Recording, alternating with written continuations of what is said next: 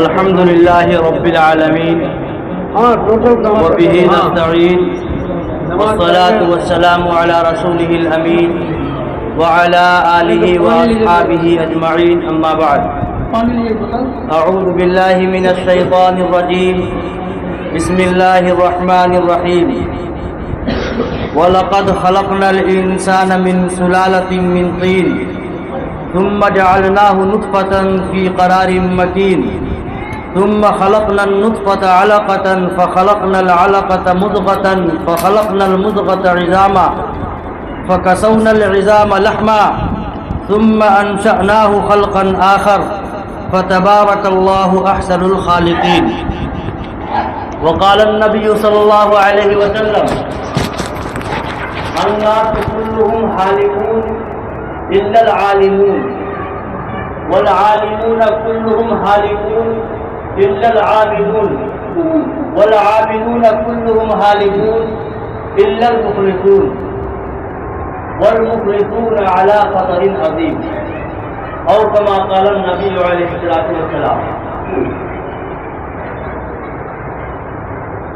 اس سے قبل کہ میں آپ حضرات کے سامنے کچھ عرض کر دوں، ایک چھوٹی سی درخواست اس امید پر کہ انشاءاللہ اس درخواست کو قبول کی جائے گی.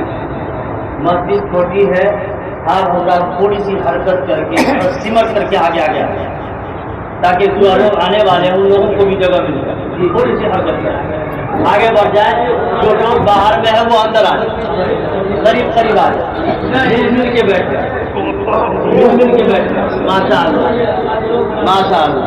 اس کو کہتے ہیں مسلمان، اس کو کہتے ہیں مسلمان جس کے اندر اطاعت کا جذبہ ہو. سمعنا و اطعنا، ہم نے سن لیا اور ہم نے مان لیا. یہ صحابہ کی صفت ہے. سننا اور ماننا یہ صحابہ کی صفت ہے. سننا اور سن کر انکار کر دینا، ٹال دینا، نہ ماننا، یہ بنی اسرائیل کی ہر دھرمی اور صدیقن ہے. بنی اسرائیل سے جو ہے موسیٰ علیہ السلام نے کہا چلو اللہ کے راستے میں، تو انہوں نے کیا جواب دیا؟ اذهب انت وربك فقاتلا انا هاهنا قاعدون. تو جا تیرا رب جائے، تو جا تیرا رب جائے، تم دونوں جا کے لڑو، ہم تو یہیں بیٹھے رہیں گے. تو یہ بنی اسرائیل کی ضدی اور صحابہ کی صفت سمعنا و اطعنا، سن لیا اور مان لیا. چاہے آج میری شادی ہوئی ہو، نئی نویلی دلہن کو چھوڑنا پڑے، جان کی قربانی دینا پڑے، بیوی کو بیوہ کرنا پڑے، بچوں کو یتیم کرنا پڑے، جیسی بھی قربانی دینی پڑے، ہر قربانی دینے کے لیے تیار. سن لیا مان لیا، یہ صحابہ کی صفت. تو ہم مسلمانوں کے اندر بھی اطاعت کا جذبہ ہونا چاہیے اور الحمدللہ ہے ماشاءاللہ. اور تھوڑا سا اور یہ مجھے خالی جو ہے تو وہ نہ پورا کیا رہا ہے، وہ باہر میں جو لوگ ہیں وہ لوگ بھی اندر آ جائیں اچھا رہے گا. ہاں اب تو اس کی گرمی بھی نہیں ہے، اب تو جانے کا بھی موسم آ گیا. آ جائیے ادھر آ جائیے. یہ ٹریک آج نہیں ہے نا کہ بعد کی بہ رہے ہیں مرا بھی. اللہ قبول کر، اللہ قبول ہے. آپ حضرات کا حسن ظن اور آپ حضرات کی عقیدت اور محبت نے مجھے مجبور کیا ہے آنے پر. اگرچہ یہ پروگرام آج گریا میں مدرسے میں انعامی پروگرام طلبا کا تھا، اس پروگرام سے اصل کے وقت واپسی ہوئی تھی، پھر مغرب کے بعد یہاں آنا ہوا ہے حضرت مولانا شمس الزمان صاحب کی محبت میں. اور ماشاءاللہ یہاں پر سب نمایاں چہرے ہیں، سب جان پہچان کے لوگ ہیں، سب میرے اپنے ہی ہیں الحمدللہ. بہرحال آپ حضرات کے سامنے مجھے بھی جھجک سی محسوس ہو رہی ہے. میں بھی ڈر رہا ہوں، سوچ رہا ہوں کیا بات کروں گا بڑے بڑے لوگوں کے سامنے میں. لیکن بہرحال دعا کیجیے. یہ حقیر فقیر کمزور آدمی آپ کے سامنے بیٹھ گیا ہے. ہو سکتا ہے کہ آپ حضرات کی توجہ کی برکت سے اور آپ حضرات کی دلی دعا کی برکت سے اللہ تعالیٰ مجھ سے کچھ صحیح بات کہلوا لے اور ہم سب کی جو ہے اس بات کے اندر نجات کا ذریعہ ہو. وہ بات ہم سب کے لیے مفید ثابت ہو جائے، فائدہ مند ہو جائے. دعا فرمائے اللہ تعالیٰ صحیح کہنے اور اس پر ہم سبوں کو عمل کرنے کی توفیق عطا فرمائے. اللہ تعالیٰ نے اس کائنات کے اندر تقریباً 18,000 مخلوقات کو پیدا فرمایا. تقریباً ان 18,000 مخلوقات میں سب سے افضل، سب سے اشرف، سب سے بزرگ تر اللہ نے انسان کو بنایا۔ ہم سب انسان ہیں، ہم سب انسان ہیں، اللہ نے ہم سب کو افضل بنایا ہے تمام مخلوق پر۔ لیکن اگر ہم انسان کی تخلیق پر غور کریں، انسان خود اپنی ذات پر اگر غور کرے تو اس کا جو مادہ ہے، انسان کی جو حقیقت ہے، تو وہ حقیقی جو مادے ہیں انسان کے، وہ چیز قابل قدر اور قابل فضیلت نہیں ہے، قابل قدر اور قابل فضیلت نہیں ہے۔ اپنی ذات پر انسان غور کرے، اگر کس سے اللہ تعالیٰ نے پیدا فرمایا انسان کو؟ انسان کو اللہ نے کس چیز سے پیدا فرمایا؟ مٹی سے۔ مٹی سے۔ میں نے قرآن کریم کی جو ابھی آیت کی ہے، تو اللہ تعالیٰ نے فرمایا کہ ہم نے انسان کو مٹی سے پیدا فرمایا، من سلالۃ من طین، مٹی سے پیدا فرمایا۔ مٹی کے اندر کون سی فضیلت ہے؟ مٹی کون سی قابل قدر چیز ہے؟ روزانہ آدمی جوتا چپل پہن کر کے اسی مٹی کو روتا پھرتا ہے، پیشاب مٹی میں کرتے ہیں، پاخانہ مٹی میں کرتے ہیں، تو وہ تو قابل توحید چیز ہے، قابل ذلت ہے، ذلیل چیز ہے، اس کے اندر پستی ہے، اس کے اندر کوئی بڑائی نہیں ہے، مٹی کے اندر کوئی بڑائی نہیں ہے، اگرچہ پاک ہے، مٹی اگرچہ پاک ہے لیکن قابل قدر تو نہیں ہے۔ لیکن اللہ نے انسان کو سب سے افضل بنایا۔ اللہ خود فرماتے ہیں لقد خلقنا الانسان فی احسن تقویم، میں نے بہت خوبصورت انسان کو بنایا ہے، سب سے افضل بنایا ہے۔ لیکن افضلیت کس چیز میں ہے؟ انسان کی حقیقت میں اگر غور کرتے ہیں تو یہ انسان مٹی سے پیدا ہوا ہے اور مٹی کوئی قابل قدر چیز نہیں ہے۔ پھر اللہ آگے فرماتے ہیں کہ اس مٹی کے ذریعے سے انسان کے سینے میں یا ریڑھ کی ہڈی میں میں نے نطفہ کو بنایا۔ میں نے کیا بنایا؟ نطفہ کو بنایا، منی کا قطرہ بنایا، اور پھر مرد عورت کے ذریعے سے وہ نطفہ سے انسان وجود میں آیا۔ پہلے تو جب اللہ نے فرمایا کہ میں نے انسان کو مٹی سے پیدا کیا، اس وقت تو یہ بات اچھی تھوڑی سی لگتی تھی کہ کم سے کم مٹی سے پیدا فرمایا کہ مٹی پاک چیز ہے، کبھی کبھی وقت ضرورت پڑنے پر پانی نہ ملے تو آدمی کم سے کم مٹی سے تیمم کر لیتا ہے، تیمم کر کے وضو کر لیتا ہے، تیمم کر کے نماز پڑھ لیتا ہے، تیمم کر کے تلاوت کر لیتا ہے، اللہ کی عبادت کر لیتا ہے۔ لیکن اس مٹی سے بھی بڑھ کر تو منی کا قطرہ ہے، وہ منی کا قطرہ تو مٹی سے بھی بڑھ کر کے ناپاک ہے۔ مٹی تو یہ ناپاک تھی، اللہ نے فرمایا کہ اس مٹی سے پھر میں نے نطفہ بنایا۔ وہ نطفہ ایسا کہ جس کو دیکھ کر ماں باپ بھی گھن کرے، وہ نطفہ ایسا کہ جس کے نکلنے پر ماں باپ کو غسل کرنے کی نوبت آ جاوے، ایسی قابل توحید چیز سے اللہ نے پیدا کیا۔ اور اللہ آگے فرماتے ہیں کہ اس نطفہ سے پھر ہم نے ماں کے پیٹ میں، نطفہ سے میں نے ماں کے پیٹ میں خون کا بستہ بنایا۔ نطفہ منی کا جو قطرہ ہے، اگر کپڑے پر وہ لگ جائے، اگر منی اگر گاڑھی ہے، علماء بیٹھے ہوئے ہیں، تو سوکھ جانے کے بعد بعض ائمہ کرام فرماتے ہیں کہ وہ سوکھ جانے کے بعد وہ پاک ہے، اس کو کھرچ دو وہ پاک ہو جائے گا، دھونے کی ضرورت نہیں ہے۔ کیا مون؟ بعض ائمہ فرماتے ہیں کہ وہ خشک ہو جانے کے بعد اس کو اگر کھرچ دو گے تو دھونے کی ضرورت نہیں ہے، وہ پاک ہو جائے گا۔ لیکن خون تو ناپاک ہی ہے۔ منی کے بارے میں علماء کا اختلاف ہے اور خون کے بارے میں کسی کا کوئی اختلاف نہیں، اتفاق ہے کہ ناپاک ہی ناپاک ہے۔ دم مسکوب آنے والا خون وہ ناپاک ہی ناپاک ہے۔ اب تو اور مقام پر گیا ہو گیا. پہلے مٹی سے پیدا ہوئے تھے، اچھی بات تھی، اس مٹی سے بھی گھنونا چیز نطفہ میں آ گئے. نطفہ کے اندر تو علماء کا اختلاف تھا، اس سے آگے بڑھتے ہیں تو خون بنا دیا اللہ نے، خون سے پیدا فرمایا، خون کا بستہ بن گیا. اللہ نے انسان کو مختلف حالات سے گزارا ہے، مختلف حالات سے اللہ نے انسان کو گزارا ہے. پہلے ہم مٹی میں تھے، پھر مٹی سے اللہ نے نطفہ بنایا، نطفہ سے اللہ نے خون کا بستہ بنایا، خون کا لوتھڑا بنایا، پھر اس خون کے لوتھڑے سے اللہ نے گوشت کا ٹکڑا بنایا، اور پھر اس گوشت کے ٹکڑے سے پھر اللہ نے ہڈی بنائی، انسان کا ایک ڈھانچہ بنایا، اور ہڈی کے اوپر اللہ نے گوشت کو چڑھایا. فَقَسَوْنَا الْعِظَامَ لَحْمًا، ہم نے گوشت ہڈی کے اوپر گوشت کو چڑھایا. فَتَبَارَكَ اللَّهُ أَحْسَنُ الْخَالِقِينَ، ایسی بابرکت ذات ہے اللہ کی کہ جس نے اتنے سارے مراحل سے گزار کر کے اتنا خوبصورت انسان بنایا، اتنے سارے مراحل سے گزار کر کے اللہ نے اتنے خوبصورت انسان کو بنایا.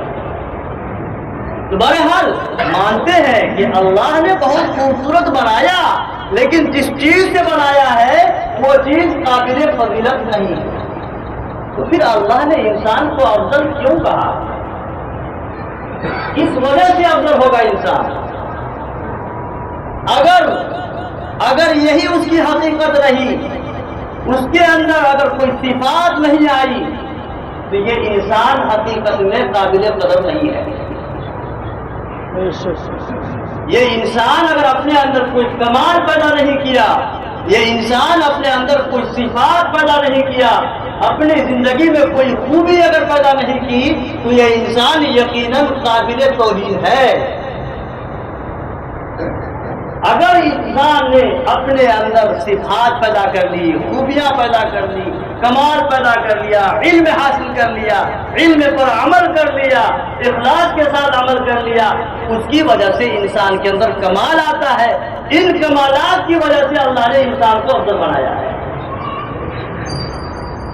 تو انسان اپنی ذات کے اعتبار سے اللہ نے 4 چیزوں سے پیدا فرمایا ہے. انسان کو کتنی چیزوں سے؟ اس کے مادی جو چیزیں ہیں، بنیادی چیزیں 4 چیزیں ہیں، اس کو عناصر اربعہ بھی کہتے ہیں. 4 چیزیں ہیں جن سے اللہ نے پیدا فرمایا: آگ، پانی، مٹی، ہوا. آگ، پانی، مٹی، ہوا، ان 4 مادوں سے اللہ نے انسان کو پیدا فرمایا ہے. اسی وجہ سے بعض علماء فرماتے ہیں کہ یہ 4 چیزیں اگرچہ اپنے اندر بڑی طاقت رکھتی ہیں. آگ کے اندر کیا معمولی طاقت ہے؟ آگ کے اندر معمولی طاقت ہے، بلکہ آگ کی چنگاری کو بھی کہا کہ اس کو بھی چھوٹا نہیں سمجھنا چاہیے. آگ کی چنگاری اس کو بھی چھوٹا نہیں سمجھنا چاہیے. ایک چنگاری پورے گھر کو جلانے کے لیے کافی ہے، پورے بستی کو جلانے کے لیے کافی ہے. اس نے کہا کہ چنگاری، دشمنی اور بیماری 3 چیزیں ایسی ہیں کہ اس کو چھوٹی بھی ہو تو چھوٹی نہیں سمجھنا چاہیے. چنگاری، بیماری اور دشمنی. بہرحال آگ کی بھی ایک بڑی طاقت ہے اور پانی کی بھی بڑی طاقت ہے. 88 کا سیلاب، 2017 کا سیلاب، پتہ نہیں آپ تو ہمارے دنیا عمر کے ہیں، کتنے سیلاب آپ نے دیکھا ہوگا، کتنی بستیوں کو اجاڑ دیا، کتنے ضلعوں کو اجاڑ دیا، یہ ویران کر دیا. تو پانی کے اندر بھی اللہ نے طاقت رکھی، بلکہ اللہ نے پانی کی طاقت دکھایا. حضرت نوح علیہ السلام کی قوم کو پانی ہی میں پورا غرق کر دیا. پانی کی طاقت فرعون کی قوم کو دکھایا کہ فرعون اپنے لشکر کے ساتھ دریا نیل میں ڈوب کے مر گیا. پانی کی طاقت ہے. اور ہوا کی بھی طاقت ہے. جب آندھی ہوا چلتی ہے، بڑے بڑے مضبوط درختوں کو بھی وہ ہوا اکھاڑ کے رکھ دیتی ہے، کتنے گھروں کو زمین میں دھسا دیتی ہے. ہوا کے اندر بھی طاقت ہے اور مٹی کے اندر بھی طاقت ہے. جب زمین میں زلزلہ آتا ہے تو کتنے مکانات ہو جاتے ہیں، کتنے انسان زیر زمین ہو جاتے ہیں. بہرحال یہ 4 چیزیں جن چیزوں سے اللہ نے انسان کو پیدا فرمایا ہے یہ چیزیں اپنے اندر بڑی طاقت رکھتی ہے، لیکن اسی بڑائی کو ختم کرنے کے لیے شریعت نے یہ مسئلہ بیان فرمایا ہے کہ جب یہ انسان ماں کے پیٹ سے نکل کر باہر آتا ہے تو جب اپنی آنکھوں کو وہ کھولتا ہے، وہ اندھیری کوٹری سے جب باہر نکلتا ہے، اندھیری کوٹری ہے کہ نہیں؟ ارے ماں کا پیٹ جو ہے وہ اندھیری کوٹری ہے کہ نہیں؟ ایک آج نہیں، 3 اندھیریاں ہیں ماں کے پیٹ کے اندر 3 اندھیریاں ہیں۔ ایک تو پیٹ ہے، دوسرا پیٹ کے اندر بچہ دانی ہے جس کو رحم مادر کہتے ہیں۔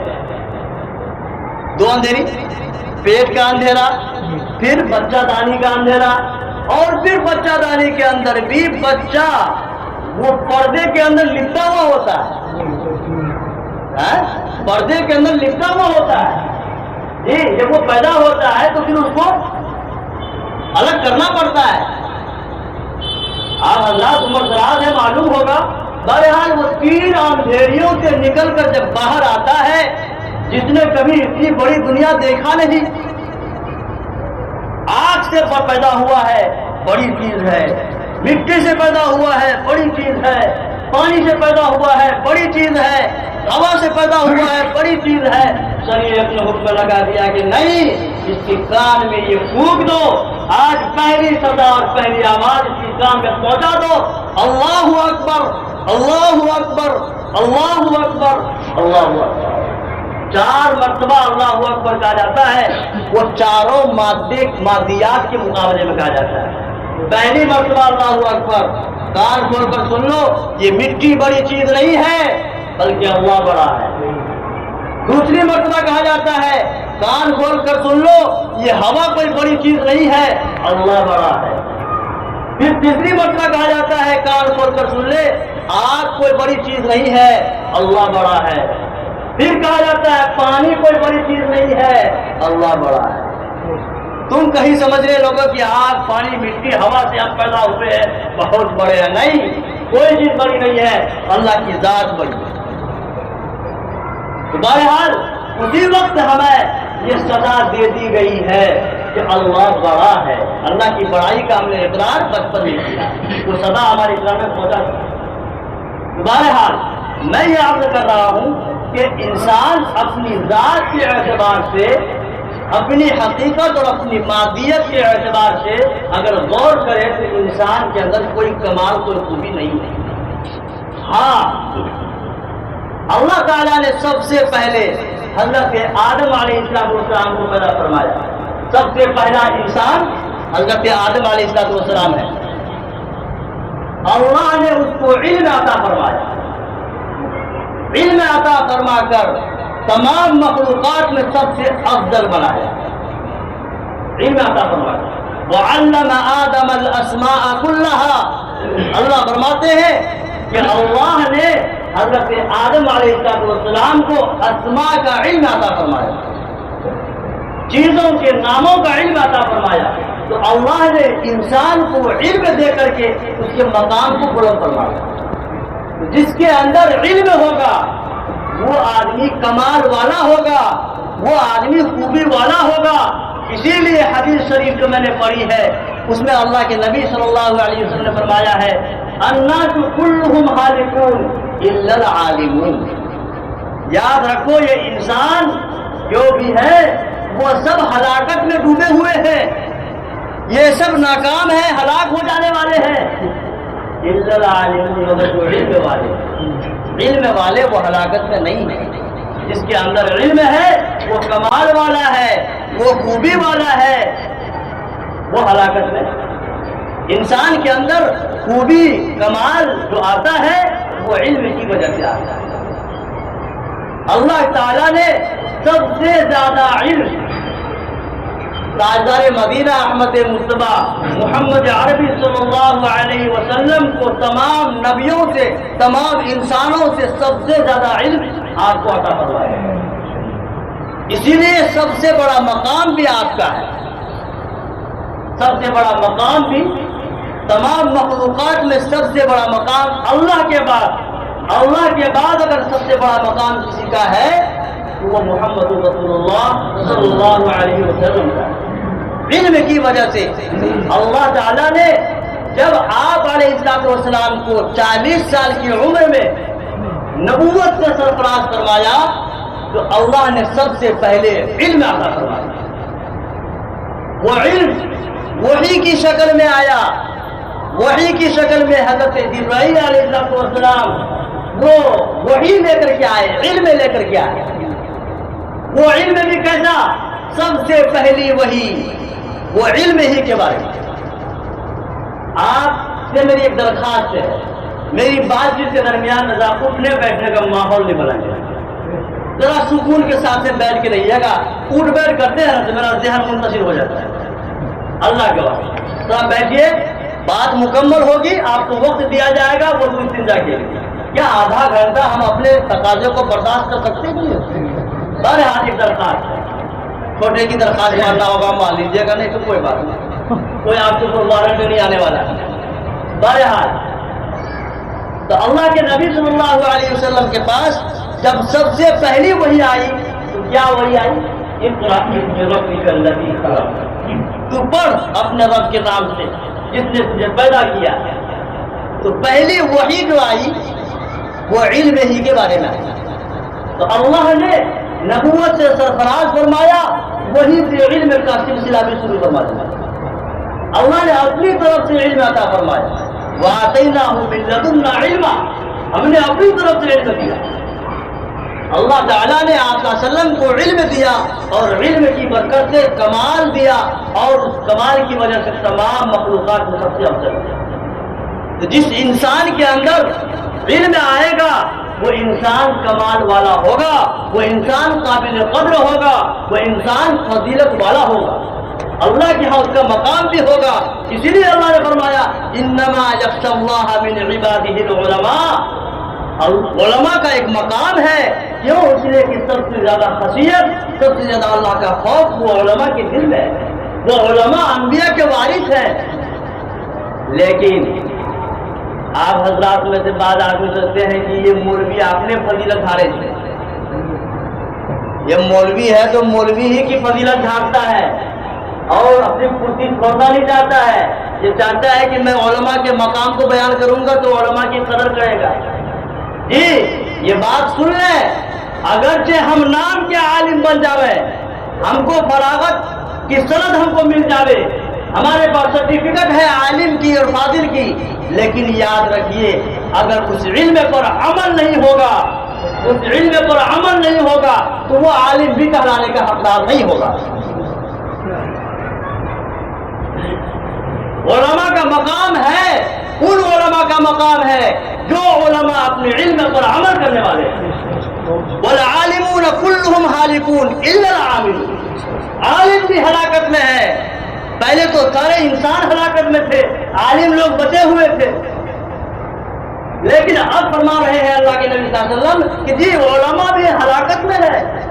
ہاں وہ لوگ جنہوں نے اپنے علم پر عمل کیا, جنہوں نے اپنے علم پر عمل کیا. یہ انسان اگر علم نہ حاصل کرے, یہ انسان اپنے علم پر عمل اگر نہ کرے تو پھر انسان میں اور جانوروں میں کیا فرق رہے گا؟ انسان میں اور جانور میں کوئی فرق. ایک مرتبہ آپ نے نام سنا ہوگا, ایک حکیم صاحب گزرے ہیں, سقراط اس کا نام ہے, حکیم سقراط. بلکہ فن طب کا موجد یہی ہے, طب کا موجد جو ہے وہ حکیم سقراط ہے.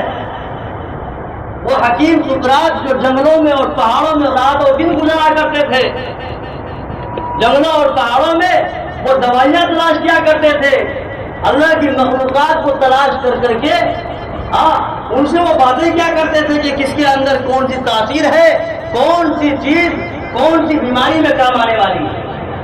انہوں نے یہ تجربات حاصل کیے تھے. چنانچہ ایک مرتبہ وہ جنگل اور پہاڑوں سے گزر کر راتوں دن کے تھکے ہوئے چلتے چلتے ایک جگہ راستے کے کنارے میں نیند کا غلبہ ہو گیا. نیند کا کیا ہے؟ نیند کا غلبہ آ گیا اور वहीं सड़क के किनारे पर पांव लंबा कर दिए, पांव फैला के सो गए। कई रात के कई दिन के जागे हुए थे, नींद ऐसी गालिब आ गई कि वही रास्ते ही में पांव बिछा के सो गए। कुछ ही देर में उस रास्ते से बादशाह का गुजर होने लगा, बादशाह का गुजर होने लगा। बादशाह कोई अकेला तो नहीं जाता है, जहां से बादशाह गुजरता है तो उसके साथ तो लश्कर हुआ करते हैं, फौजें हुआ करती हैं। तो वो बादशाह अपनी फौज के साथ, अपने लश्कर के साथ उस रास्ते से गुजरने लगा। हटो, बच्चों का शोर होने लगा, हटो हटो, बादशाह आ रहा है, हटो, बच्चों का शोर हो रहा था। लेकिन ये बेचारा थका मांदा, इसको कोई खबर नहीं, कोई खबर नहीं, वैसे ही पांव फैला के सोया रहा। बादशाह की गाड़ी जब करीब आ गई, पहुंची, तो बादशाह के दिल में गुजरा कि ये कौन अहमक बेवकूफ आदमी है, कौन जंगली आदमी है कि मेरे आने पर उसके खड़ा भी नहीं हुआ, मेरी तरफ मेरे सामने पांव को फैला दिया। इसके दिल में मेरी कोई अहमियत नहीं है,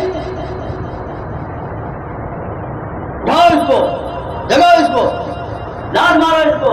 बादशाह ने उसको लात मार मार के जगाया। बादशाह ने हकीम तुगलक को लात मार मार के जगाया। वो आंखें मलते हुए हकीम तुगलक साहब उठे, कहा मुझे पहचानता नहीं है। बादशाह ने कहा मुझे पहचानता नहीं है, मैं कौन हूँ? कहा हाँ, मैं उसी में तो अब तक गौर कर रहा हूँ कि तू कौन है। मैं इसी में आंख मलते हुए हकीम तुगलक कहने लगे कि मैं यही तो इसी में मैं गौर कर रहा था कि तुम कौन हो। इस नतीजे पर गौर करने से पहुंचा हूं कि लगता है कि जंगल का कोई दरिंदा आ गया है जो मेरे पांव पर लात मार रहा है। हकीम तुगलक कहने लगा, लगता है कि जंगल का कोई दरिंदा आ गया है जो मुझे लात मार रहा है। अरे तुम्हें मालूम भी है, तुम मुझे दरिंदा कहता है? हाँ, मैं क्या कहूँ, ये लात मारने वाले तो दरिंदे हैं। अरे मैं बादशाह हूँ, मेरे पास हुकूमत है, मेरे पास सल्तनत है, मेरे पास दौलत है, मेरे सर पर बादशाहत का ताज है, मेरे साथ लश्कर है। हकीम तुगलक कहने लगे कि आपने जितनी भी चीजों का नाम लिया है, ये चीजें आपकी जात से बाहर ताल्लुक रखती हैं, ये चीजें आपकी जात की नहीं है। ताज तो आपके सर के ऊपर की चीज है। घर जाएंगे, सोने का वक्त होगा, ताज को उतार के रख देंगे। दौलत आपकी जात से बाहर की चीज है, मर जाएंगे दौलत रह जाएगी। घर, मकान, सल्तनत, वो सारी चीजें रह जाएंगी। आपकी जात के अंदर क्या चीज है वो बताइए। आपकी जात के अंदर मैं दरिंदगी के सिवा कुछ नहीं देख रहा हूं। आपकी जात में दरिंदगी है, आपकी जात में जानवरपन है, बहीमापन है। अगर आपकी जात के अंदर कोई कमाल होता, कोई खूबी होती, तो एक पड़े हुए जो है इंसान को आप यूं लात नहीं मारते। बात समझ में आई?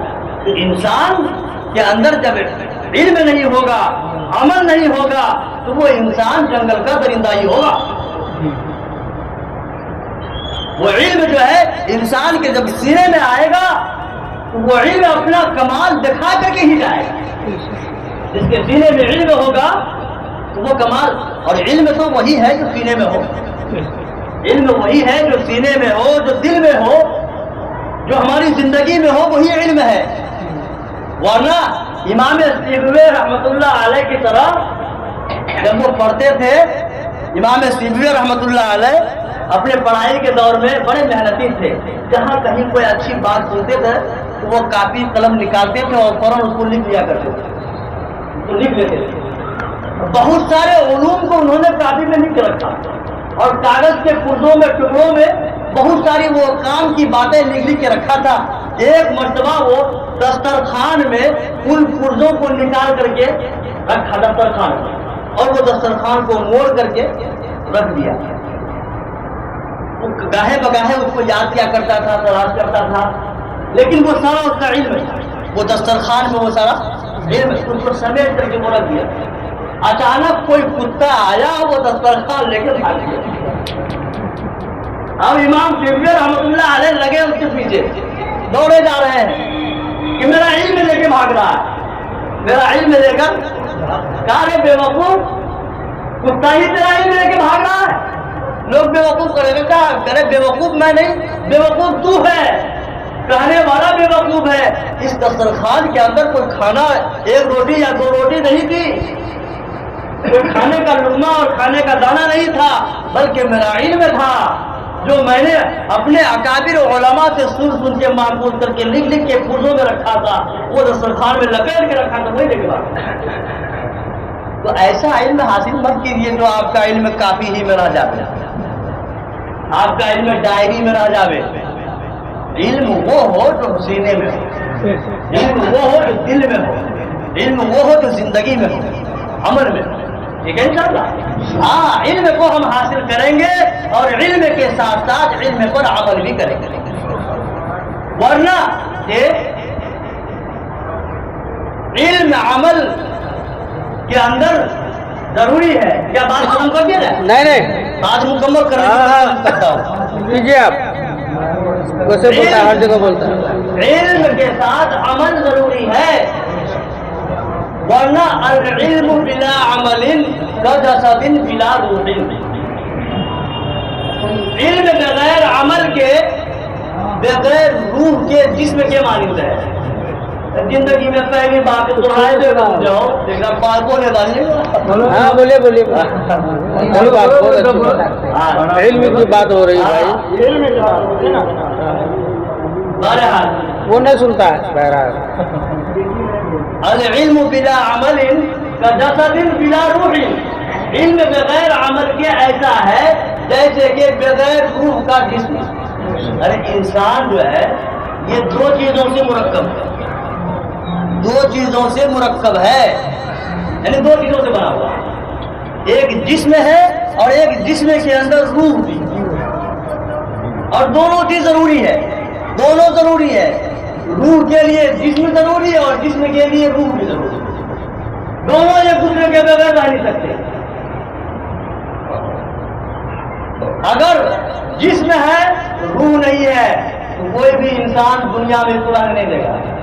جلدی کرو، اس کا انتظام کرو، اس کا کفن کا اور دفن کا انتظام. کیوں؟ جسم تو ہے، روح غائب ہو گیا. اور روح رہے جسم نہ رہے تو آپ کو پتہ ہی نہیں چلے گا. روح کو کسی نے آج تک دیکھا؟ روح تو ایک لطیف چیز ہے، باریک چیز ہے، وہ نظر میں آنے والی نہیں ہے. لیکن سب انسان مانتا ہے، ماننا ہی پڑے گا کہ روح ہے. ایسے ہی کوئی آدمی اگر سوال کرے کہ بھائی بغیر دیکھے ہم کوئی چیز نہیں مانتے ہیں، جب تک اپنی آنکھ سے دیکھیں گے نہیں تو مانیں گے نہیں. تو اللہ کو ہم نے دیکھا نہیں ہے لیکن مانتے ہیں نا.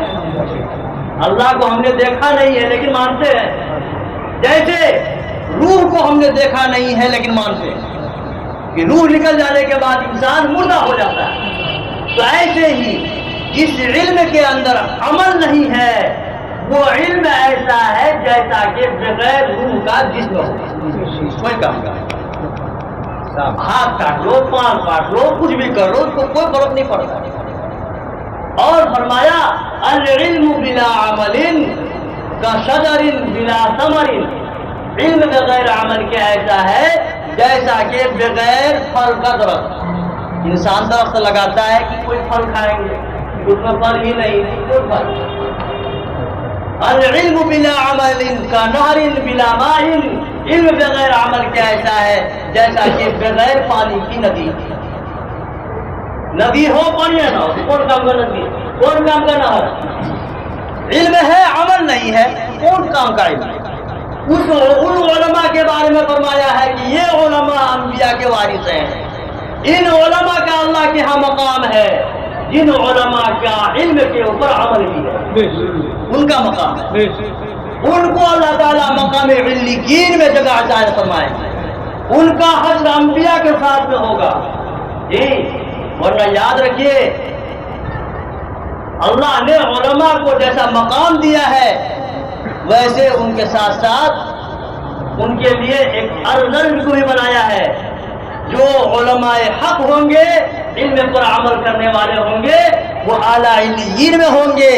اور جو علم کے ذریعے سے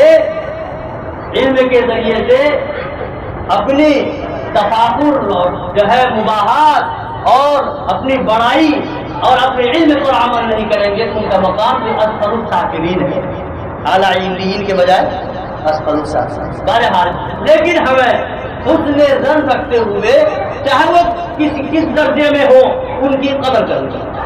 ہم کو معلوم نہیں ہے ان کا مقام، ہم کو ان کا مقام معلوم نہیں ہے، وہ اللہ کو معلوم ہے، وہ اللہ جانے گا۔ ہمیں حسن ظن اچھا گمان رکھتے ہوئے عالم کی قدر کریں۔ بہرحال علم والے خطرے میں ہیں لیکن علم پر عمل کرنے والے خطرے میں۔ لیکن آگے بڑھیے، والعاملون كلهم حاذقون الا المخلصون، عمل کرنے والے بھی خطرے میں ہیں، عمل کرنے والے بھی ہلاکت میں ہیں۔ کون؟ مگر اخلاص والے۔ عمل تو کرتے ہیں آپ علم پر، لیکن کیسے؟ ریاکاری، دکھاوا، نام نمود۔ لوگ مجھے کہے گا کہ ہاں فلنا بڑا بڑھیا تقریر کرے، ہاں بڑا بڑھیا پڑھاوے۔ یہ اگر یہ چیز ہے، ریا نمود ہے، ریاکاری ہے، تو پھر یہ خطرے ہے۔ علم بھی ہو، علم پر عمل بھی ہو، عمل کے ساتھ ساتھ اخلاص بھی۔ یہی چیزیں صحابہ کے اندر تھی۔ صحابہ ایمان میں داخل ہوئے اور نبی پاک صلی اللہ علیہ وسلم کی صحبت میں رہ کر انہوں نے علم کو حاصل کیا اور علم کے ساتھ ساتھ علم پر عمل بھی کیا اور عمل کے ساتھ ساتھ اخلاص بھی اپنے اندر پیدا کیا۔ صحابہ کے دلوں کے اندر اخلاص تھا، اللہ کے لیے کیا کرتے تھے صحابہ۔ جب یہ تینوں چیزیں علم بھی ہو، عمل بھی ہو اور اخلاص کی دولت بھی ہو، یہ تین چیزیں جس کی زندگی میں ہوگی، یہ آدمی بہت بڑا کمال والا آدمی ہوگا۔ یہ آدمی اتنا بڑا کمال کا آدمی ہوگا کہ اللہ کے ہاں اس کا وہ مقام ہوگا کہ جب یہ بندہ اللہ پر کسی چیز کے بارے میں قسم اٹھائے گا تو اللہ اس کی قسم کو پورا کر ہی کرے گا، اللہ اس کی قسم کو پورا ہی کرے گا۔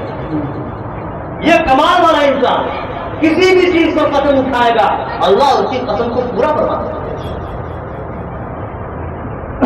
شاہ اسماعیل شہید رحمت اللہ علیہ بہت دور کی صحابہ کی بات نہیں کر رہے ہیں، یہ جنگ آزادی کی بات کر رہے ہیں۔ ہندوستان کی جنگ آزادی میں حضرت مولانا شاہ اسماعیل شہید رحمت اللہ علیہ انہوں نے کسی انگریز کے بارے میں قسم اٹھائی کہ خدا کی قسم تیری گردن میں ہی اڑاؤں گا، تیری گردن میں ہی اڑاؤں گا۔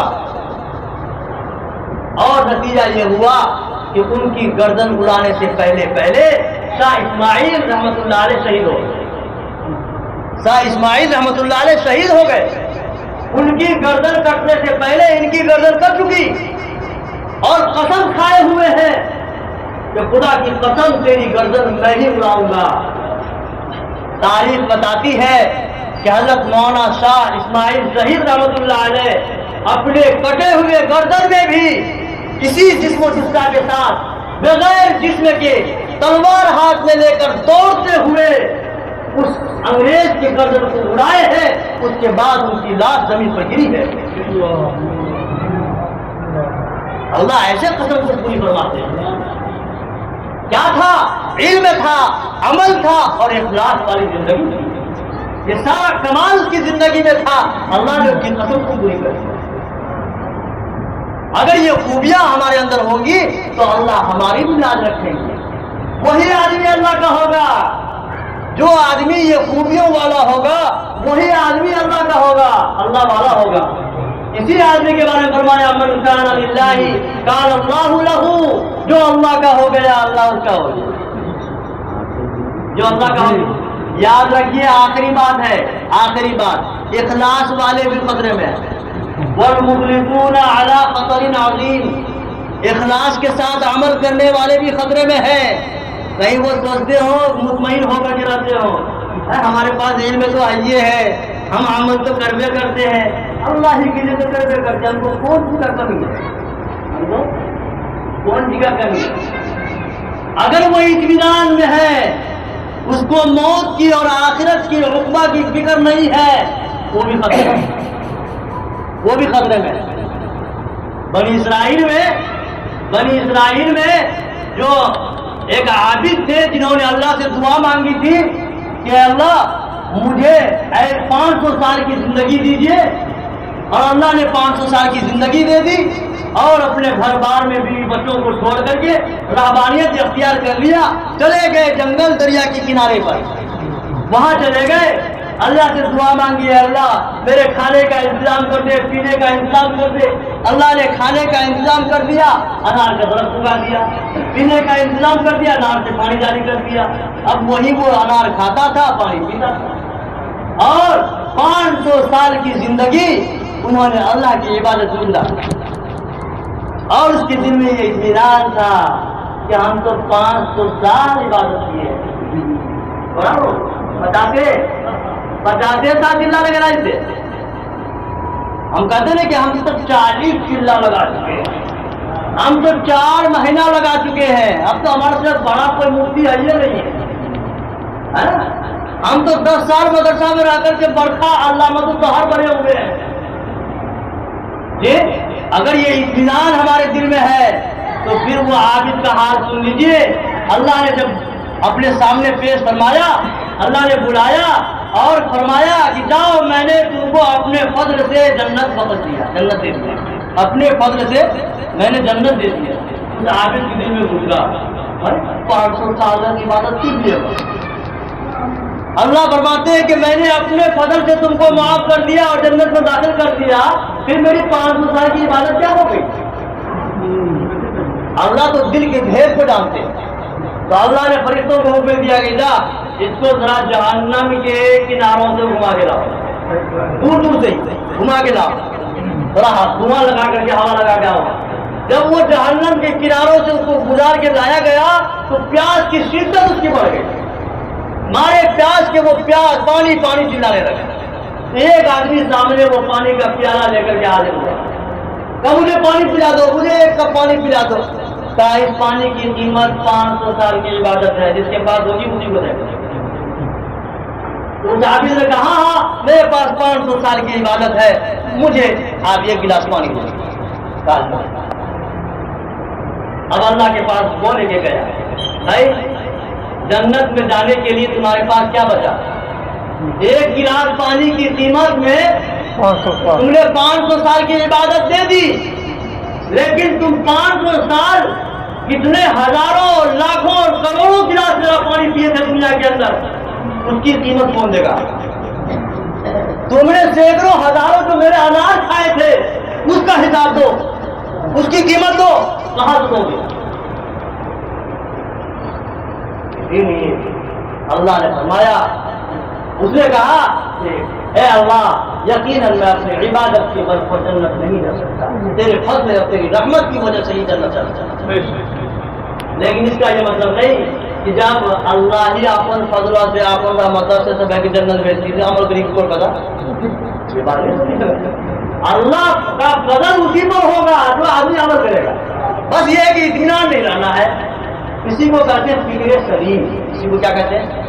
فکر سلیم بھی رکھنا ہے، علم بھی عمل بھی ساتھ ساتھ اخلاص بھی، اور اخلاص کے ساتھ ساتھ ایک فکر سلیم بھی، فکر مند رہنا ہے ہاں کہ ہمارا کیا ہوگا، ہمارا حق کیا ہوگا۔